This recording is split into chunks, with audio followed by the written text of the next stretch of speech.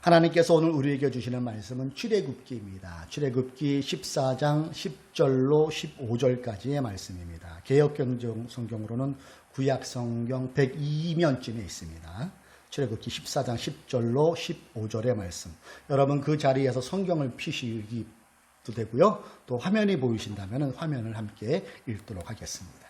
자, 우리 10절부터 천천히 뜻을 생각하며 읽도록 합니다.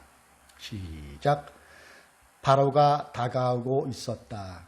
이스라엘 자손이 고기를 들고 보니 이집트 사람들이 그들을 추격하여 오고 있었다. 이스라엘 자손은 크게 두려워하며 주님께 부르짖었다. 11절. 그들은 모세를 원망하며 말하였다. 이집트에는 묘자리가 없어서 우리를 이 광야에다가 끌어내어 죽이려는 것입니까? 우리를 이집트에서 끌어내어 여기서 이런 일을 당하게 하다니 왜 우리를 이렇게 만드십니까? 이집트에 있을 때에 우리가 이미 당신에게 말하지 않았습니까? 광야에 나가서 죽는 것보다 이집트 사람을 섬기는 것이 더 나으니 우리가 이집트 사람을 섬기게 그대로 내버려 두라고 하지 않았습니까? 모세가 백성에게 대답하였다. 두려워하지 마십시오. 당신들은 가만히 서서 주님께서 오늘 당신들을 어떻게 구원하시는지 지켜보기만 하십시오. 당신들이 오늘 보는 이 이집트 사람을 다시는 볼 수 없을 것입니다. 주님께서 당신들을 구하여 주시려고 싸우실 것이니 당신들은 진정하십시오. 주님께서 모세에게 말씀하셨다. 너는 왜 부르짖느냐? 너는 이스라엘 자손에게 명하여 앞으로 나아가게 하여라. 아멘. 본문을 듣고 나에게 큰 소리 뻥뻥. 제목이 좀 이상하죠? 나에게 큰 소리 뻥뻥. 이러한 제목으로 하나님의 말씀을 나누고자 합니다. 어제 현지 날 기준으로 해서 코로나19 확진자가 19,400명 선을 넘어서 2만 명을 육박하고 있습니다. 코로나 확진자들이 가장 무서워하는 것이 여러 가지가 있는데 이 양성 판정이 되면은 낙인에 대한 두려움이 가장 크다고 합니다. 낙인에 대한 두려움. 식당 운영자가 양성 판정이 되면은 가게 문을 닫아야 돼요. 그리고 항의성 전화도 빗발치는 항의성 그런 전화도 많이 오고 또 악성 댓글이 엄청 달게 되므로 본의 아니게 마음에 많은 상처를 받는다고 합니다. 실제로 저도 그 택시 쪽에서 옷가게였는데 그 옷가게 분이 사장님이 확진 판정이 돼서 2주 정도 뒤에 지나서 가서 보니까 가게 간판에 바뀌었더라고요. 유명순 서울대 보건대학원 교수팀이 발표한 코로나19 인식조사에 따르면 확진자들에게는 이 공포심리가 대단하다고 합니다. 그래서 5점 만점으로 따졌을 때 공포심리가 무엇이 가장 크냐를 통계를 조사를 해봤더니 그 1위가 주변으로부터 받을 비난과 피해가 두렵다. 5점 만점에 3.8점로 가장 높았습니다. 그 다음이 3.46점을 얻은 다시 감염될 수 있다는 두려움. 그 뒤를 이어서 완치되지 못할 수 있다는 두려움. 최고는 낙인 찍히는 그것이 굉장히 두렵다고 그렇게 조사에 나왔습니다. 최근 코로나19는 넓고 빠르고 강력하게 번지고 있습니다. 그래서 방역당국이 이렇게 말하죠. 이젠 언제 어디서 누가 걸려도 이상할 것이 없다 정도로. 온 국민이 코로나19에 대한 두려움으로 하루하루를 살아가고 있음이 지금의 현실입니다. 오늘 본문에서 그려지고 있는 이스라엘 백성들 또한 두려움에 사로잡혀 있는 것을 보게 되지요. 지금을 사는 우리는 코로나19에 대한 두려움, 그리고 그때 성경이 본문이 말씀하고 있는 그때의 두려움은 이집트 군대의 추격이 두려움으로 작용하고 있습니다. 시대와 상황은 달라도 공통점은 두려움이라는 것이 공통점이라는 것이죠. 하나님의 놀라운 은혜와 기적으로 30년간의 이집트 노예 자리를 마치고 모세가 지도자로 삼아서 모세를 앞세우고 적과 꿀이 흐르는 가나안 땅을 향해 이스라엘들이 출애굽을 하지요. 전적인 하나님의 은혜지요. 그리고 그들이 어느 정도 갔을 쯤에 홍해라는 데 딱 도달하게 돼요. 그때 갑자기 땅이 정정정정 진동하는 그런 소리를 느껴서 이스라엘 백성들이 뒤를 돌아봅니다. 말발굽 소리인 거예요. 말발굽 소리. 이집트 왕이 마음이 바뀌어서 이 이스라엘 백성들을 다 죽여버리려고 마음을 먹은 거죠. 600대의 병거와 수많은 병사들을 이끌고 이스라엘 백성들을 다 죽이려고 지금 달려오고 있는 거예요. 이 광경을 본 이스라엘 백성들은 와, 이제 다 죽었다. 이제 다 죽었다. 절망에 사로잡히죠. 그 내용이 오늘 우리가 읽은 본문 10절에 잘 나와 있습니다. 바로가 다가오고 있었다. 이스라엘 자손이 고개를 들고 보니 이집트 사람들이 그들을 추격하여 오고 있었다. 이스라엘 자손은 크게 두려워하며 주님께 부르짖었다.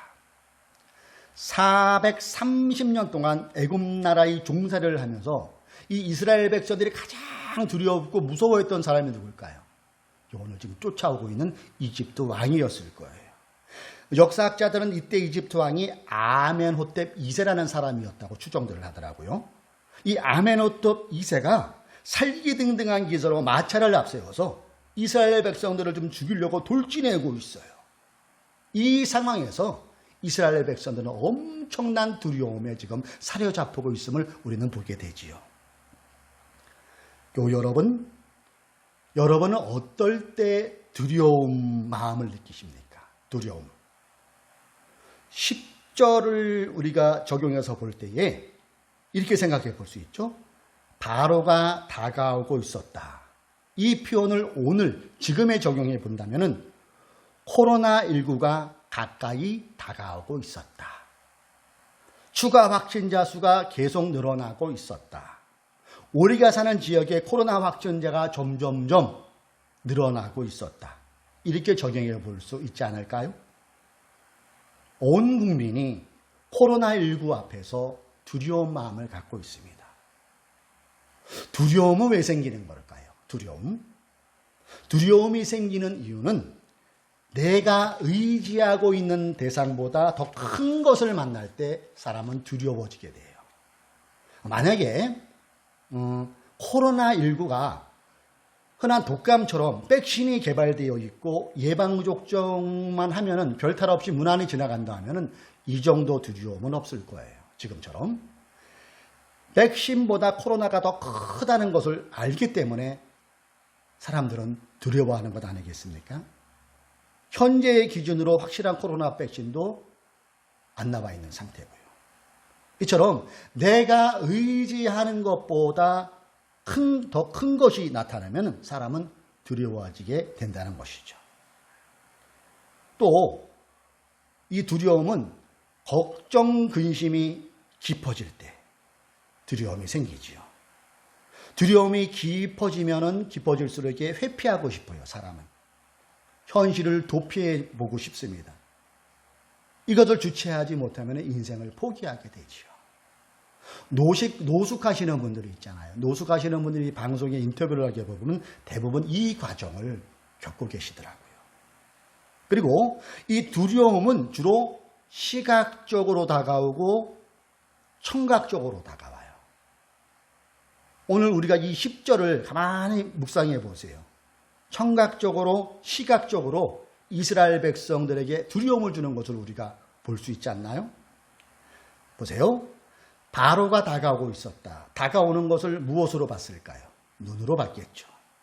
이스라엘 자손이 고개를 들고 보니 봤다는 거예요.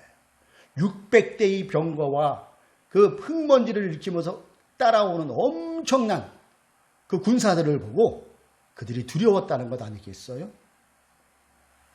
그 다음 보세요. 이집트 사람들이 그들을 추격하여 오고 있었다. 추격하며 오고 있었대요.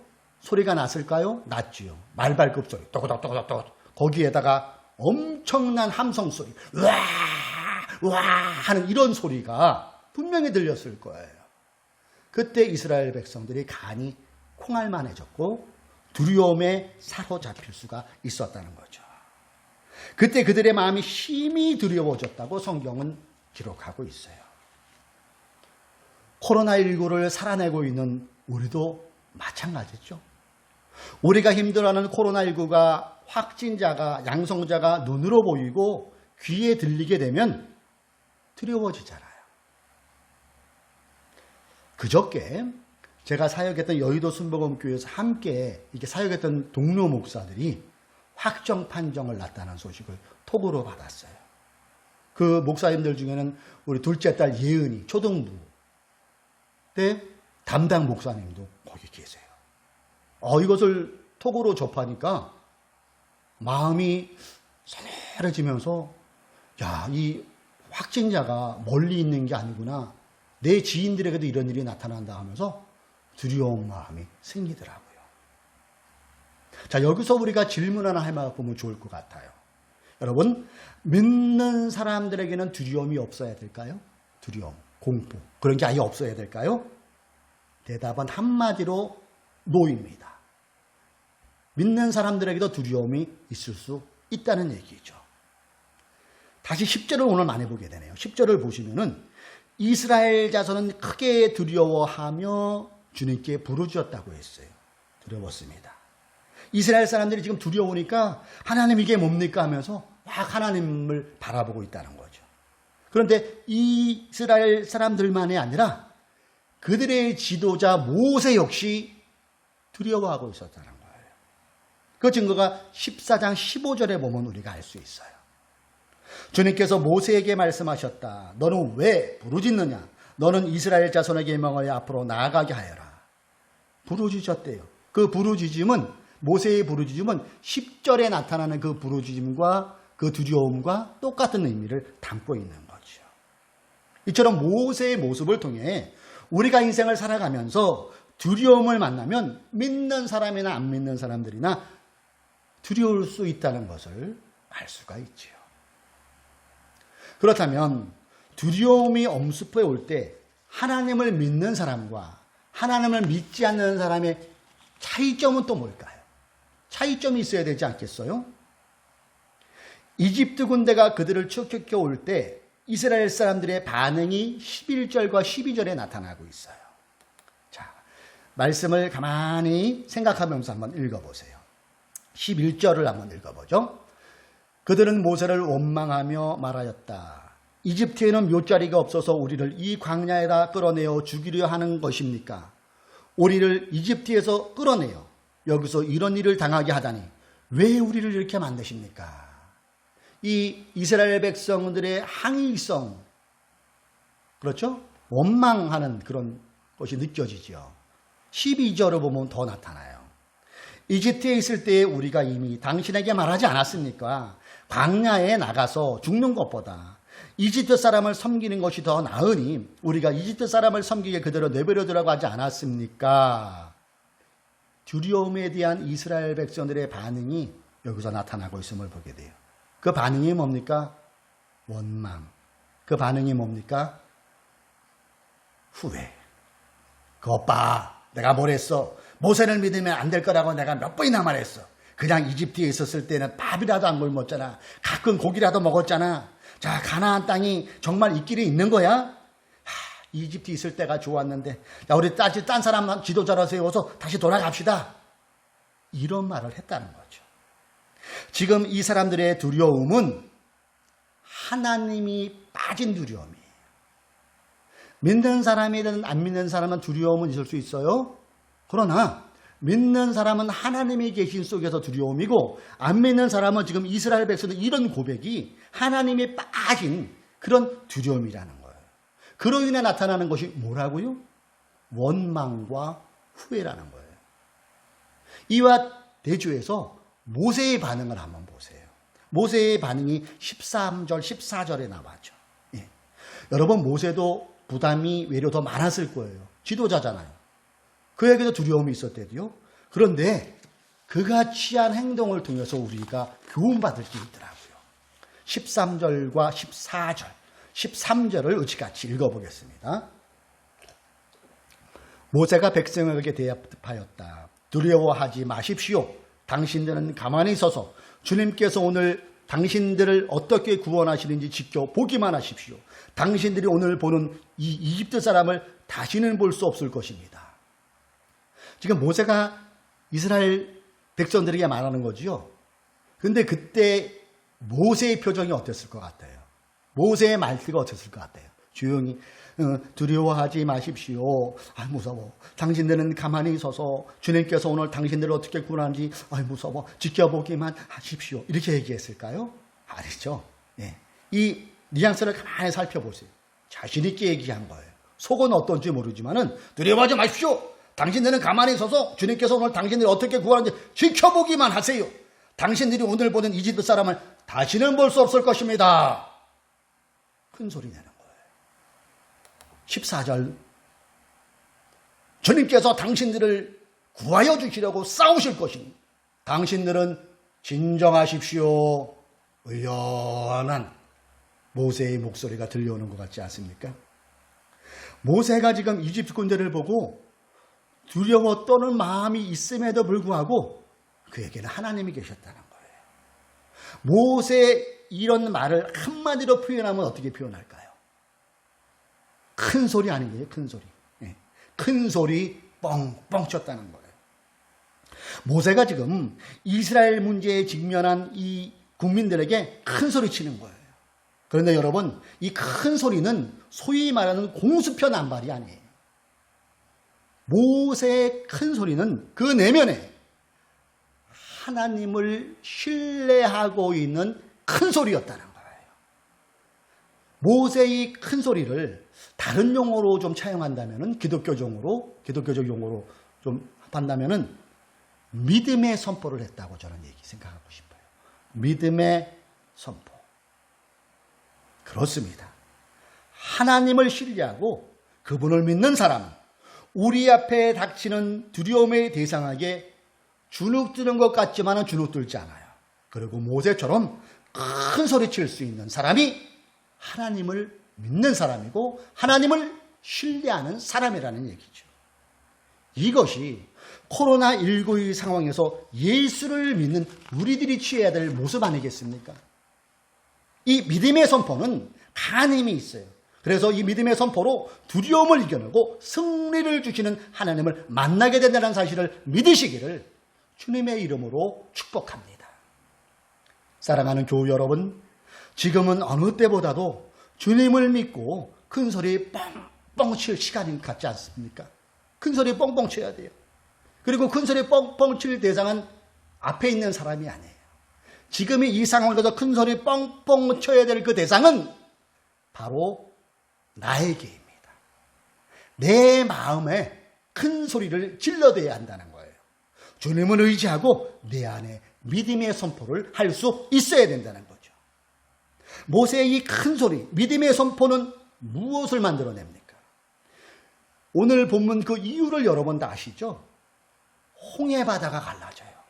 홍해바다가 갈라지는 기적을 모세가 보고 그의 백성들이 눈으로 보았어요. 그리고 바닷물이 자위의 벽처럼 되고 마른 땅을 걸어가는 놀라운 일이 벌어져요.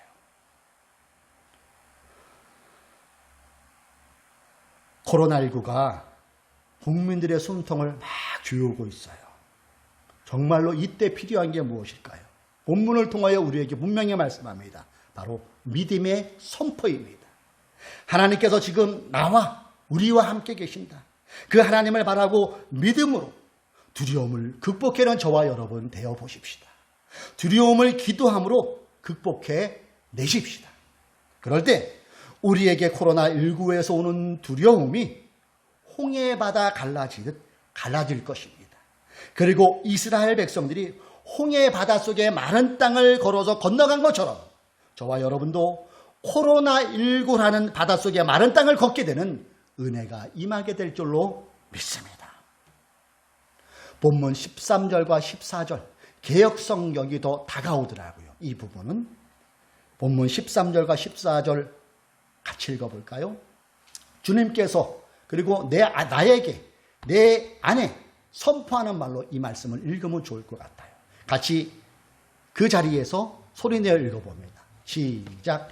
너희는 두려워하지 말고 가만히 서서 여호와께서 오늘 너희를 위하여 행하시는 구원을 보라.